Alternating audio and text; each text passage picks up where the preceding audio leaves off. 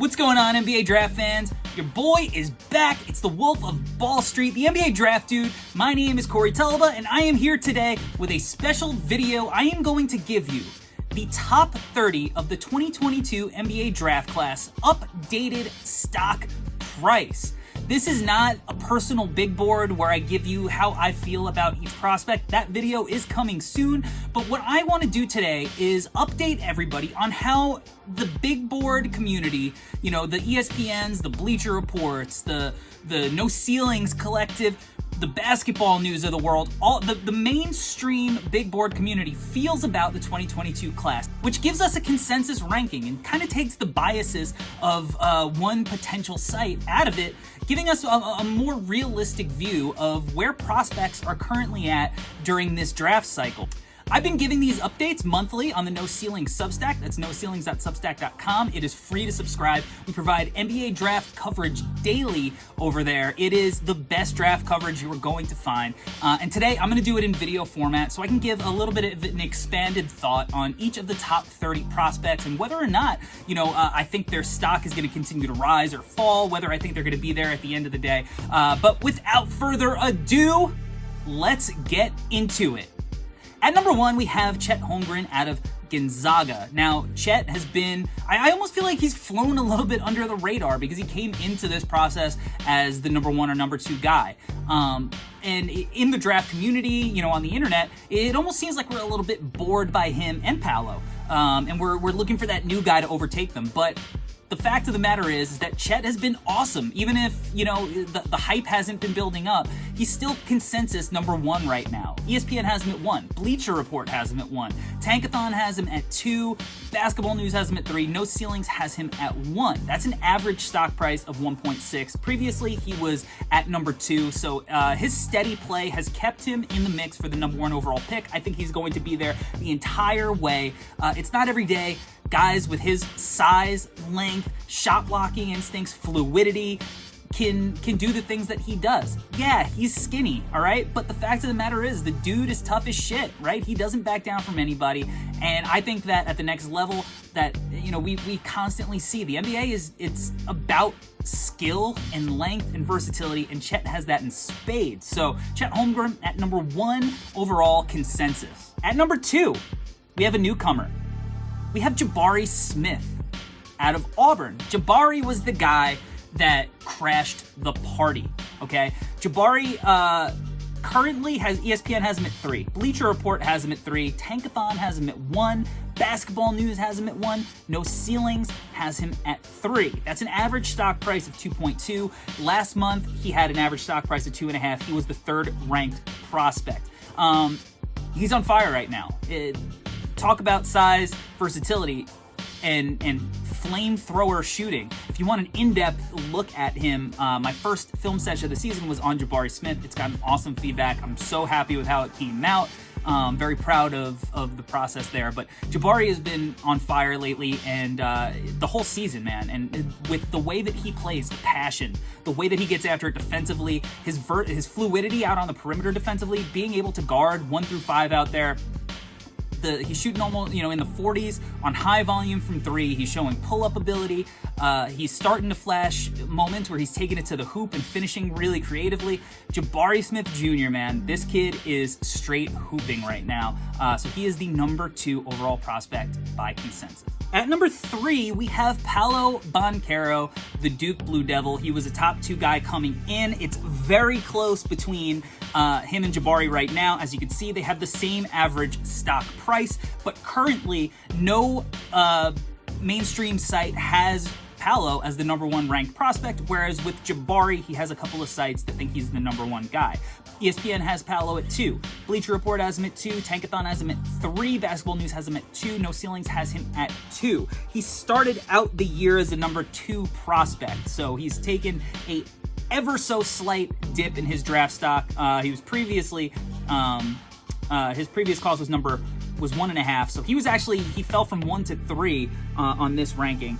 And I think people are just overthinking him because I've been grinding a lot of tape. He's my next film sesh, and this dude is awesome. He's, you know, obviously the question is what's going to happen when teams start going under his pick and rolls, but the dude can take you off the bounce. He's strong. He gets to the rim. He's probably a little bit underrated defensively. He needs to keep that head on a swivel, you know, that way he could help out a little bit, gets lost, you know, cut back door a little bit, but we're overthinking it. Paolo's awesome, and he's going to be right in the mix for the #1 pick the entire way. At number 4, we have Jaden Ivey, Purdue. He is consensus number 4 across the board. Every site has him listed at number 4. It was basically the same last way, but Jaden Ivey has made a leap. He started out the year outside of the lottery conversation, and he's made his way all the way up to the 4th spot in the draft. And with his potential, the improvements that he's made, it's so easy to see him make his way into the top 3. Who knows? Maybe he goes number 2. I mean, the kid is athletic as hell. He plays an important position in the NBA, and I think he's going to be able to play multiple positions, defend multiple positions. The shot has been consistent the whole way. Needs to work on his pull-ups in the mid-range, but with his work ethic and his improvements, I don't not see that happening. He reminds me, I know the popular comp is Ja Morant, and I see that, but he really reminds me of Zach LaVine, like a young, raw Zach LaVine, and he's probably further along than Zach was at the same age. So I'm really excited about his potential. I got to see him live. He popped there, and he's going to be big time. At number 5, Jalen Duren, Memphis Tigers center. Also saw Duren live. He's a beast, monstrous, looks the same way in person. You know, it feels like people are starting to sour on him a little bit. You know, his average cost is 7.6, even though he's in the 5th spot. ESPN still has him at 5. Bleacher Report dropped him to 12. Tankathon has him at 6. Basketball News has him at 6. No Ceilings, we have him at 9. I'm still a little bit higher than some of my No Ceilings cohorts. I have him probably around the 6 or 7 range right now. But centers are falling out of vogue in the NBA. Like traditional centers, give it to him in the post, right? I think Duren's flashed a little bit of playmaking in the short roll, which is going to be really important. That's where you start seeing a little bit of the Bam out of bio comps. I think the shot is a little bit underrated from the mid-range. He's shooting it pretty decently there. I wrote about Duren and why you shouldn't give up on him as a high-level prospect at No Ceilings, so you could head there to check that out if you want an in-depth look. But Jalen Duren, I think, is going to be an awesome rim protector in the league. He's able to move his feet out on the perimeter and stay with guards. He's monstrous. I think in the NBA, like, his game is going to fit so much better when he gets with a point guard who can actually run pick and roll. Memphis doesn't have that. So him as a dive man, he's going to finish everything. He's not the flashiest. He's not the sexiest. He's not this modern day Karl Anthony Towns, Anthony Davis, Evan Mobley kind of guy, but he still has a chance to be impactful, almost like an updated, new version of Jermaine O'Neal. At number 6, we have Kendall Brown out of Baylor. Brown is a kind of modern day Sean Marion-ish wing. He can kind of play 3, 4. He gets out in transition. He cuts to the hoop. He's super athletic. He can defend multiple positions. Doesn't get a ton of steals and blocks, but that athleticism is going to be able to stick at the NBA level. ESPN has him at 16. They're probably the lowest on him. Bleacher Report has him at 5. Tankathon has him at 5. Basketball News has him at 7. No Ceilings has him at 8. He's a perfect complementary piece for a team that already has really good primary weapons. He's a guy that's going to be able to just kind of fit in and play off of your stars. So, personally, at 6 where he is at consensus, it feels a little high to me just based on the fact that you can't really give him the rock, tell him to go get a bucket, and defensively he's not going to be the kind of disruptor that you want to anchor a defense. But he is going to be a really solid player, and he's got a really safe floor, I think, at the NBA level where he's going to be able to just do a whole bunch of things. He's an interesting player. I think he's the kind of guy that's going to drop in draft stock as the process goes along, but his free fall won't be out of the lottery. At number 7, we have Benedict Mathurin out of Arizona. He is an awesome modern day off-ball shooting guard. I love Mathurin.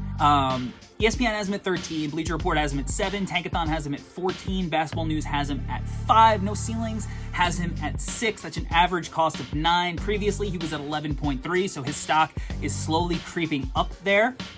I think he's just, the perfect modern day wing. He's going to be able to fit in any roster construction on any team.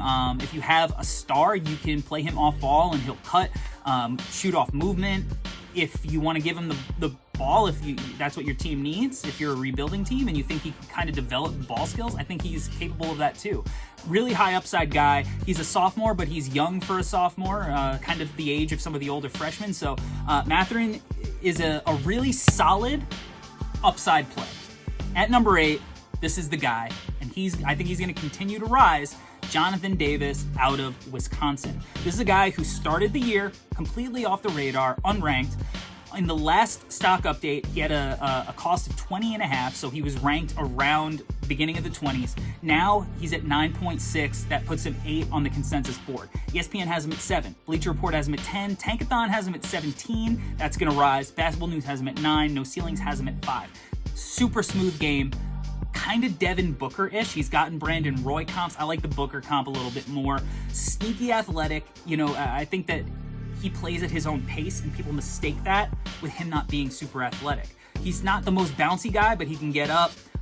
He grinds defensively, and he's just like a mid-range monster. And, you know, that's where you see a lot of the Devin Booker play from. He knows how to get to his spots, and he can hit tough shots. Had that monster game against Jaden Ivey in Purdue where he had 37 points. I love this kid's game. I'm going to see him next month when they play Rutgers. I can't wait for that. Jonathan Davis, stock going up, baby. At number 9, Keegan Murray out of Iowa. I'm seeing him on Wednesday when they play Rutgers. Keegan's a little bit old for a sophomore. He'll be 21 on draft night, but you cannot argue with his production this year. He has been a straight up monster. All right. He's, you know, kind of like 6'9", with that 7-foot wingspan. He's like the modern day 4, but he can switch out and cover the perimeter. He's averaging 2.2 blocks a game, protecting the rim. He's one of the best scorers in college basketball, averaging almost 24 points a game. He's doing it all. The shot looks improved. It's no surprise that his stock is on the rise. ESPN has him all the way at number 6. Bleacher Report has him at 13. Tankathon at 7. Basketball News at 8. No Ceilings. Last month we had him at 15. I can promise you that is going to go up. Average stock price of 9.8, previously at 11. So he's, I think, going to be the guy who creeps up into that 6, 7 range come draft night, because he's the kind of guy that like the Raptors would go for. Multi-tooled, can guard a ton of positions, modern day wing. Rounding out the top 10 is Patrick Baldwin Jr., who has had a pretty decent fall from grace this season after heading to Milwaukee. You know, he started the year at number 8 as the consensus board rankings, and previously he kind of stayed there.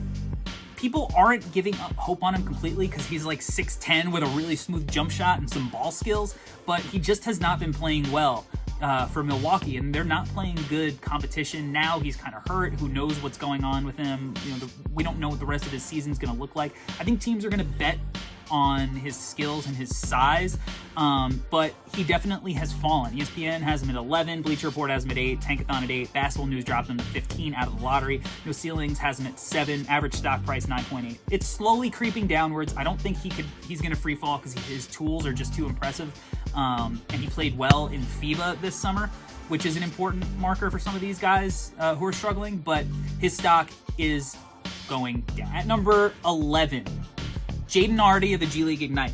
Jaden Hardy was my number 1 prospect coming into the year. I definitely don't have him there now. On the first consensus board rankings, he was the 3rd ranked prospect. So he was a guy that was going to be a top 3 guy coming into the year, and now he's ranked at number 11. He's really struggled in the G League. He's come on as of late, had a game-winning shot, had a 30-point night.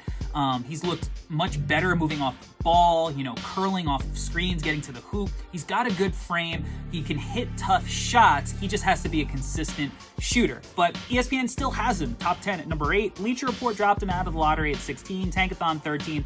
Basketball News 13. No Ceilings at 11. This feels right to me. His average price is 12.2. Previously it was 8.2. So, you know, it's been a slow drop for him as far as draft stock. I don't think he's going to fall much further because, you know, he's not shooting it great, and after you get through the first 8 or 9 prospects, this draft is wide open, and he's the kind of talent that you can really bet on, just based on, you know, his history in high school, AAU, and what he's doing in the G League. While he's not shooting it well, he's had these flashes, and the G League is better competition than any of these college kids are playing. They're playing against professionals who are giving their all every single night to get at this G League Ignite kids, because they know NBA teams are watching the shit out of this project. So Hardy, while he struggled, he definitely still has that upside. He's at 11. At number 12, Kentucky's TYTY Washington. Now, TYTY was previously at 15.6, currently at 12.4 overall. So his stock is going up. He just had a really big night with 17 assists last week. He's shooting the hell out of it off of those dribble pull-ups from the mid-range. The three-point shot looks good. He's kind of a 1.5. He reminds me a little bit of Tyrese Halliburton with a little less playmaking.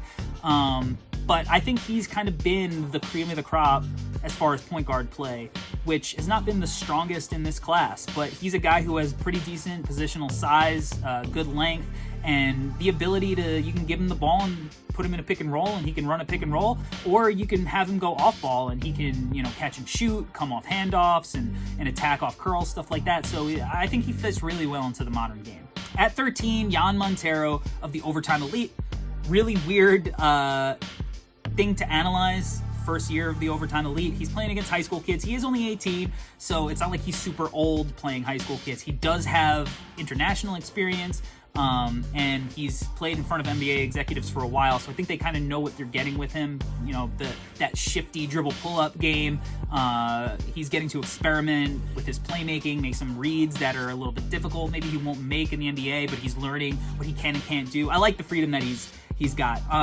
Previously, he was at 14.5. Now his stock price is at 12.4. ESPN has him 10. Bleacher Report 11. Tankathon 10. Basketball News 18. No Ceilings 13. So his stock has kind of hovered around this spot the entire season, just because he's playing for a weird situation. But he's got a lot of potential as a guy who could either be like a microwave scorer, playmaker off the bench, or a guy who could, you know, potentially, maybe he's like a Darius Garland at the next level. I'm a big fan.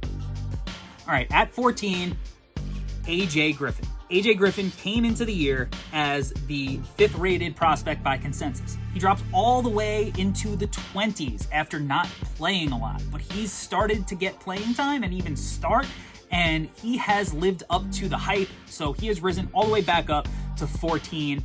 ESPN still has him at 29, and I think they know something that nobody else does. They dropped him all the way into the 40s at one point. So he's risen on their board, but I think they have intel that, you know, they haven't shared. But Bleacher Report has him at 9, Tankathon 9, Basketball News 10, No Ceilings 10.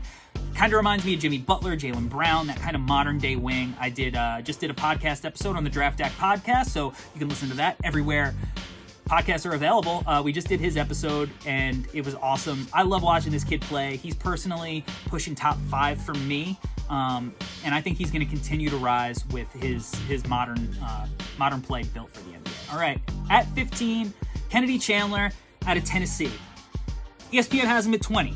Bleacher Report has him at 14. Tankathon has him at 11. Basketball News has him at 14. No Ceilings has him at 17. He came into the year as the 13th ranked prospect. Previously, he was at 17.3. Here's the thing. I think Kennedy Chandler is a really interesting player and case study for where we're headed with basketball in the NBA, because he's listed at like 6 foot, but I would be absolutely shocked if he's taller than 5'11". Like, I don't think he's going to measure to 6 foot at the combine. I love his pace. I love how he operates out of the pick and roll. I love his vision. I love his potential in transition. I think he actually has pretty good ups. You know, he's got a decent amount of dunks for a guy with his height. I really like him.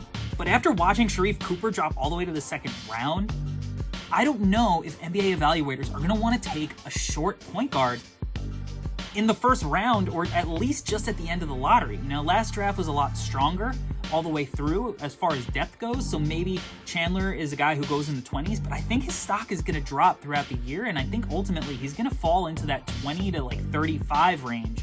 At 16, JD Davison out of Alabama, the most athletic guard in the draft, bar none. he's kind of hovered in this area, but he's slipping a little bit. His previous cost was 13.7, currently at 16.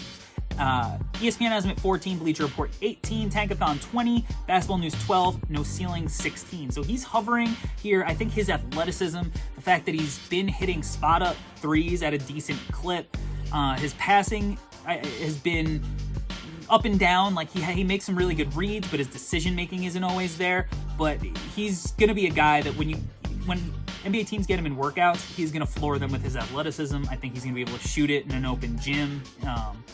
I think that he's going to be maybe one of the safer bets as far as guards go to trend towards the lottery, because I think NBA teams will bet on that athleticism.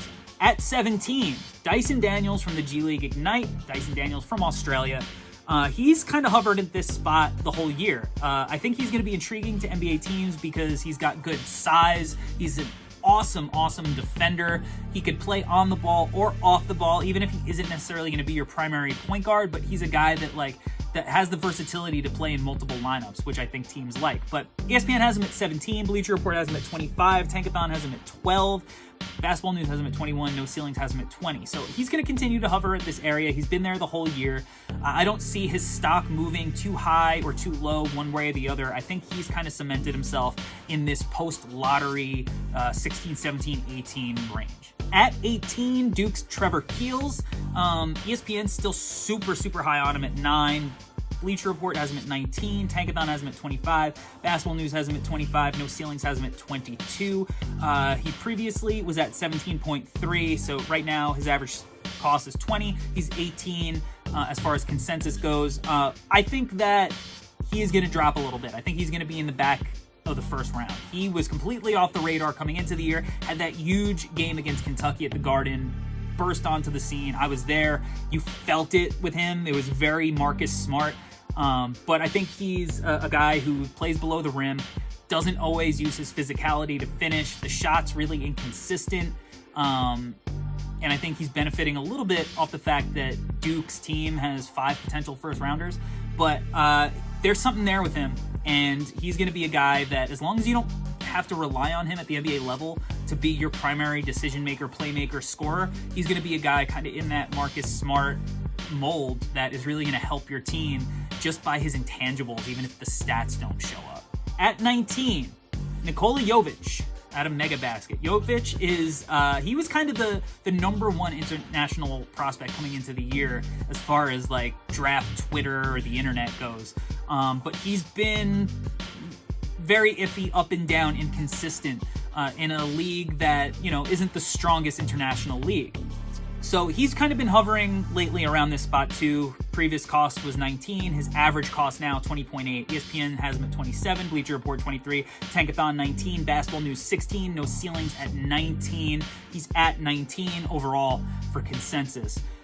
It feels like a good range that you would take the risk on him because he, you know, can make these really fancy, tough step back threes. He's got good size at 6'10". But when I watch him, and they don't play the same position, but he reminds me of Killian Hayes in a way that Killian Hayes really struggled finishing against NBA or finishing against length and athleticism when he played overseas. And when I was watching him, I said, he's not going to be able to do this at the NBA. So even if some of the numbers were good with Killian, just the eye test were like, he's having trouble any kind of athletic event he has to do, he really struggled with. And Jovic is a little bit the same. Like, he settles for a lot of those step backs because he has to, right? So even though he can hit those tough shots, it's because he can't really turn the corner or create offense and more efficient looks. And that's why he's been pretty inefficient this season with that team. So I think this is a fine range for him. MARJON BEAUCHAMP of the G League Ignite is at 20 based on consensus. Previously, his average stock price was 26.8. It's now 21.2. ESPN has him all the way at 15. Bleacher Report 22. Tankathon 27. Basketball News 19. No Ceilings 23. Beauchamp is the like perfect example of a modern day wing. He's long, he's super athletic, and if his shot ever comes around, the kid is going to be a phenomenal asset that outplays his draft spot. But you can see why his stock is rising when you watch him play, because he doesn't need the ball in his hands to be effective. He's finishing everything around the rim. He's an absolute monster in transition. And he's just going to be the perfect wing to throw basically 1 through 4 and switch everything, and you don't feel like you're going to lose anything with him. So BEAUCHAMP, I'm a big fan. I've been a big fan from the beginning. He was one of the first guys I wrote about it in No Ceilings because I was so intrigued by him early on, and I think that he is a sneaky guy to play his way into the lottery. All right, at 21, Caleb Houstan out of Michigan. Houston's really struggled, and his stock has absolutely free fallen. You know, the fact that he's still at 21 right now is a little surprising because he's really struggled this year after having a strong tournament, FIBA tournament with Team Canada. ESPN has him out of the first round at 31, Bleacher Report 21, Tankathon 32, Basketball News 23, No Ceilings had him at 14 for our January rankings, but I promise he's going to drop, and he might be a guy that on the next version of this next month, he might be out of the first round completely. You know, he was at 16 last update. I think we wanted to be patient with him and his game and his struggles because, you know, sometimes freshmen, it takes time to get acclimated into a new role, but he's just not hitting shots, and his whole thing is he's a shooter. Like, that was his calling card going in. People compared him to Klay Thompson a little bit. If he's not hitting shots, I don't know what he does for you. So he might be a guy, maybe he stays another year if he, you know, actually becomes the guy that we thought he did, similar to how like Johnny Davis and Jaden Ivey did. But right now, it's not happening for Caleb Houstan. His stock is in a free fall. At 22, Mark Williams out of Duke, another Dookie. Just had a monster game with 8 blocks and 0 fouls. His game is very simple. Catch lobs, block shots. And there is a role for that.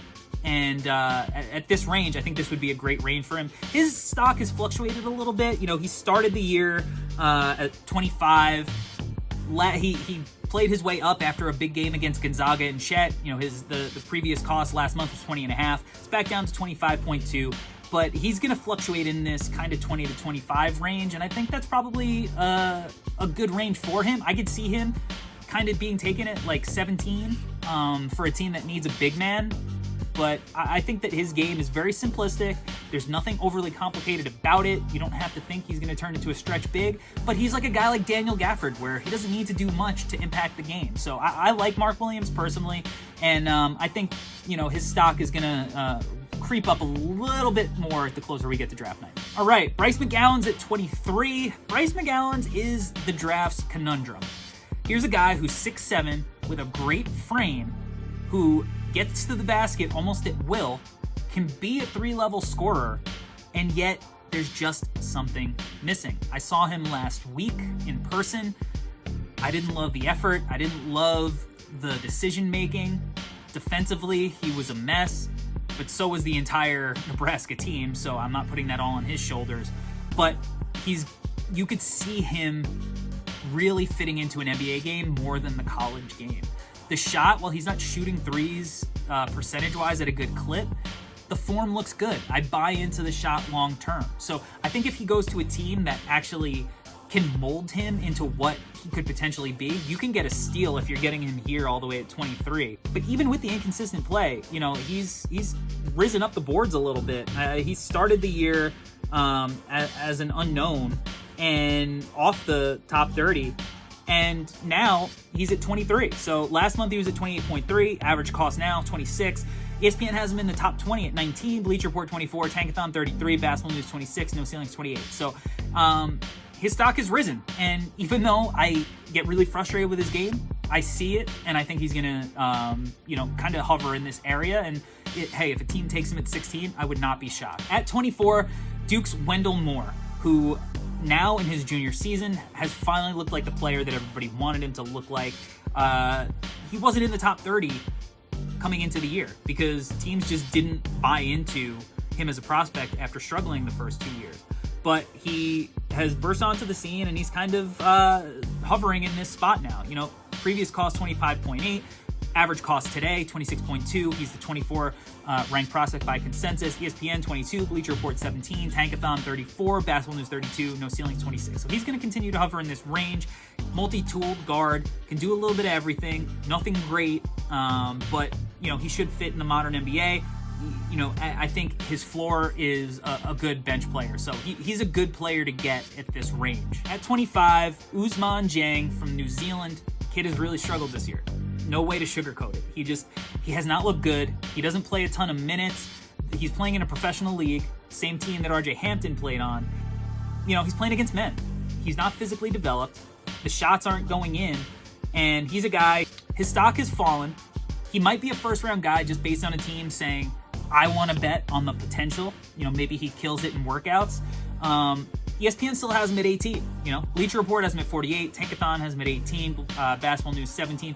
No ceilings. We didn't have him ranked in the top 30. Average stock price of 26.4. He was at 17.5 last month. He came into the year at 18, so he went from about 18, 17 to down to 25. So he's dropping. He's going to continue to drop based on his play, but we have to remember with these young, raw guys, sometimes it's not about doing power rankings and it's about projecting. So while his stock is dropping, if he gets selected before, you know, the top 20 in draft night, I wouldn't be shocked. He's got intriguing tools to work with. At 26, Tari Eason. He wasn't ranked previously, but he's burst on the scene. He's a sophomore transfer at LSU. He is going to be 21 on draft night. If he was 19, I think he is a no-brainer top 10 guy. You know, he would remind me of Patrick Williams in that sense a little bit, but he's a little bit older. ESPN still has him at 36. Bleacher Report has him at 20. Tankathon has him at 16. Basketball News has him at 38. No Ceilings has him at 25. Average stock price 27. 26 ranked by consensus. I think he's going to creep his way into the top 20. He's 6'9", 7+ wingspan, steal and block monster.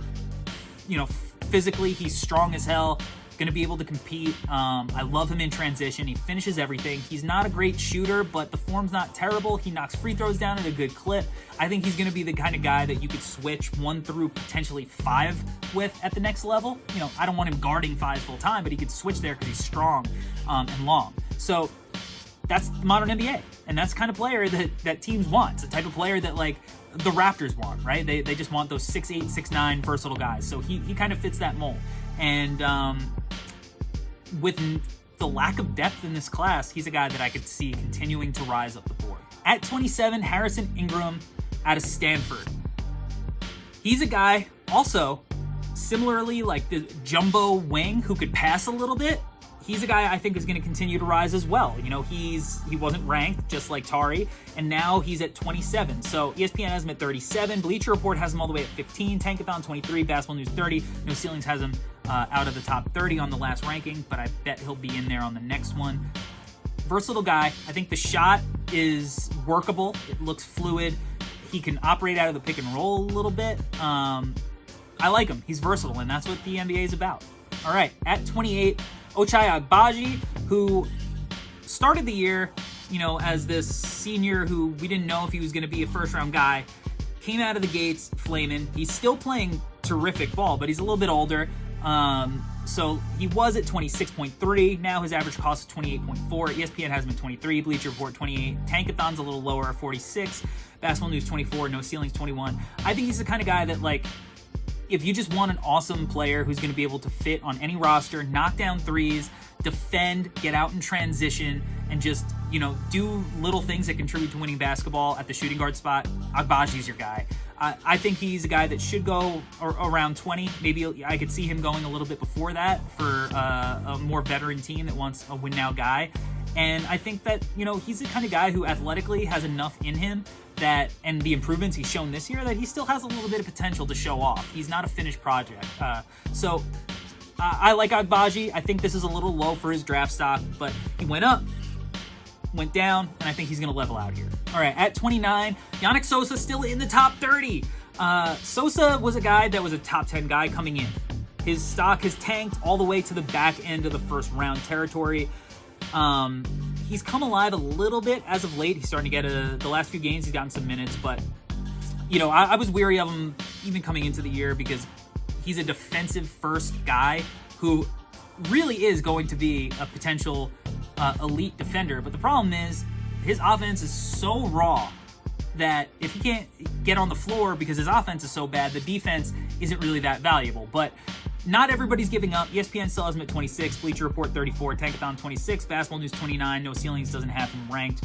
So, you know, I think he'll ultimately drop out of the first round, but he's super young, super raw, and it wouldn't shock me if he actually didn't even declare and worked his way into the next draft and then became a kind of lottery guy at that point. But Sosa's stock is trending down. All right, and to finish out the top 30, EJ Liddell out of Ohio State, who wasn't ranked on the last version of this.